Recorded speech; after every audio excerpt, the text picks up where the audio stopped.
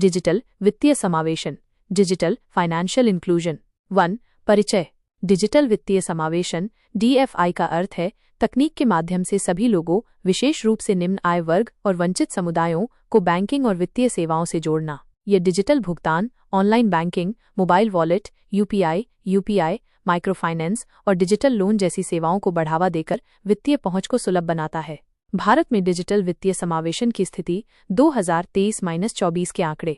UPI transaction जनवरी 2024 में 14.3 अरब से अधिक लेनदेन हुए, जिनका कुल मूल्य 19.64 लाख रुपए करोड़ था। जनधन योजना PMJDY अब तक 50 करोड़ से अधिक बैंक खाते खोले गए, जिनमें 2 लाख रुपए करोड़ से अधिक की राशि जमा है। डिजिटल भुगतान का बढ़ता उपयोग। ग्रामीण भारत में भी 70% से अधिक लोग डिजिटल लेनदेन करने लगे हैं।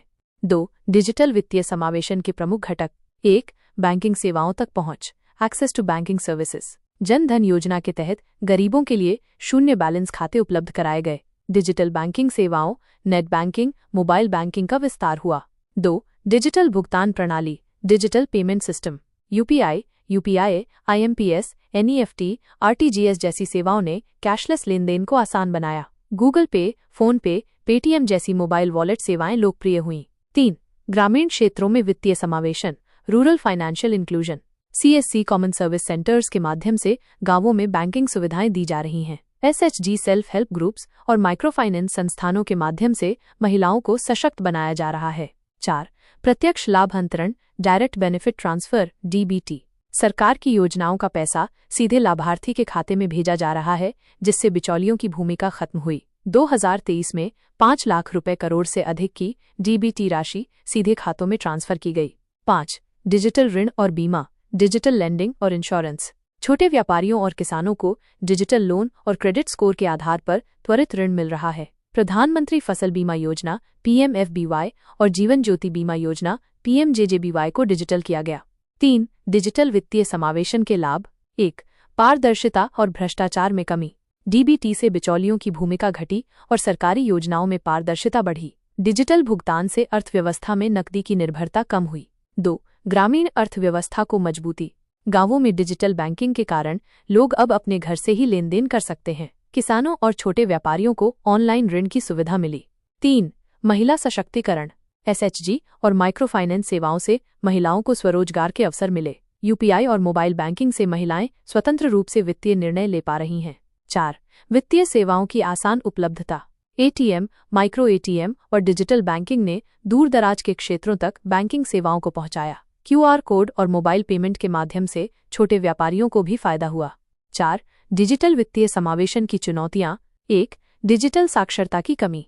ग्रामीण और अशिक्षित आबादी को डिजिटल लेनदेन की पूरी समझ नहीं होती। साइबर धोखाधड़ी और OTP फ्रॉड का खतरा बना रहता है। 2.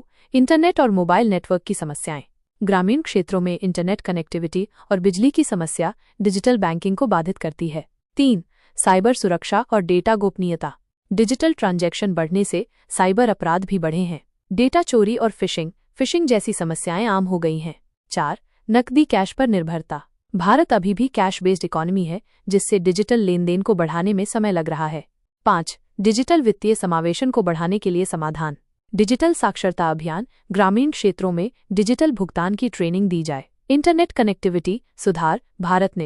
भारतनेट जैसी योजनाओं से ग्रामीण इलाकों में हाई स्पीड इंटरनेट पहुंचाया जाए। साइबर सुरक्षा को मजबूत बनाना। -OTP और UPI सुरक्षा को बढ़ाने के लिए जागरूकता अभियान चलाए जाए। छोटे व्यापारियों को डिजिटल बनाने के लिए प्रोत्साहन। QR कोड और POS मशीनों को बढ़ावा दिया जाए। सरकारी योजनाओं को और डिजिटल करना। -PDS, पेंशन और अन्य लाभों को पूरी तरह डिजिटल ट्रांसफर किया जाए। 6. निष्कर्ष। डिजिटल वित्तीय समावेशन भारत की अर्थव्यवस्था को पारदर्शी, समावेशी और आत्मनिर्भर बना रहा है। सरकार और निजी क्षेत्र की मिलीजुली कोशिशों से डिजिटल बैंकिंग, UPI, DBT और माइक्रोफाइनेंस को बढ़ावा मिल रहा है। हालांकि इंटरनेट, साइबर सुरक्षा और डिजिटल साक्षरता की चुनौतियों को दूर करना जरूरी है। एक समावेशी डिजिटल अर्थव्यवस्था से गरीब और ग्रामीण जनता को मुख्य धारा से जोड़कर भारत को $5 ट्रिलियन की अर्थव्यवस्था बनाने में मदद मिलेगी।